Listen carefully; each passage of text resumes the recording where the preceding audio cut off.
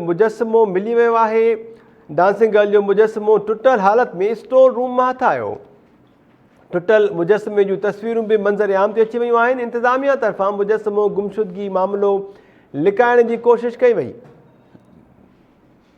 इंतज़ामिया जो चवणु आहे त बरसातुनि दौरान वण किरण सबबि मुजस्समो टुटी पियो हो। अॼु मरम्मत कराइण बाद मुजस्समो ॿीहर लॻायो वेंदो।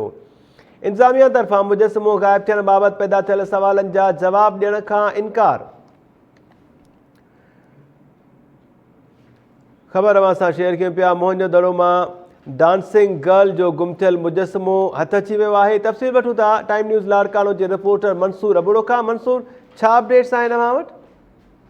महताब बिल्कुल तारीख़ी माग मोहनजोदड़ो वटां जेको डांसिंग गर्ल जो मुजस्समो आहे वो अचानक गायब थी वियो ऐं अहिड़ियूं जेके तस्वीरूं आहिनि सोशल मीडिया ते वायरल थियूं त मुजस्समो जेको आहे चोरी थी वियो आहे। पर उन हवाले सां जॾहिं मोहनजोदड़ो जी इंतज़ामिया सां असीं राब्तो कयो आहे त उन्हनि जो चवणु आहे त मुजस्समो जेको आहे चोरी नाहे थियो, पर मुजस्समो जेको तूफ़ान सबबि किरी पियो हुयो, जंहिंजे करे हू काफ़ी ॾींहंनि खां वठी असां ॿीहर न लॻाए सघिया आहिनि। ऐं जेको उहो मुजस्समो आहे जेको स्टोर आहे मोहनजोदड़ो में अंदरि उन में पियल रहियो आहे ऐं उन्हनि जेके तस्वीरूं आहिनि अहिड़ियूं ॾेई छॾियूं आहिनि मीडिया वारनि के बि त जेके हीउ मुजस्समो आहे उहो चोरी नाहे थियो, पर मुजस्समो जेको आहे असांखे मिलियल आहे।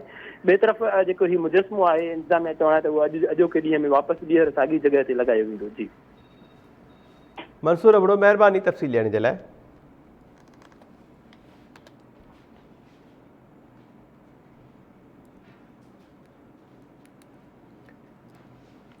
ख़बर नाज़रीन अवां सां शेयर कयूं पिया। मोहनजोदड़ो मां डांसिंग गर्ल जो गुम थियल मुजस्समो हथ अची वियो आहे। इन मामले ते ॻाल्हि कयूं था। टाइम न्यूज़ लाड़कानो जे रिपोर्टर निसार खोखर बि असां सां टेलीफोन लाइन ते आहे। निसार, अपडेट्स छा आहिनि इन मामले ते? जी महताब, ये मुजस्समो जेको आहे सो मोहनजोदड़ जी इंतज़ामिया दावा कई आहे त ॿीहर लॻायो वियो आहे ऐं उन्हनि इन क़िस्म जा फोटोज़ ऐं वीडियोज़ भी शेयर कया आहिनि।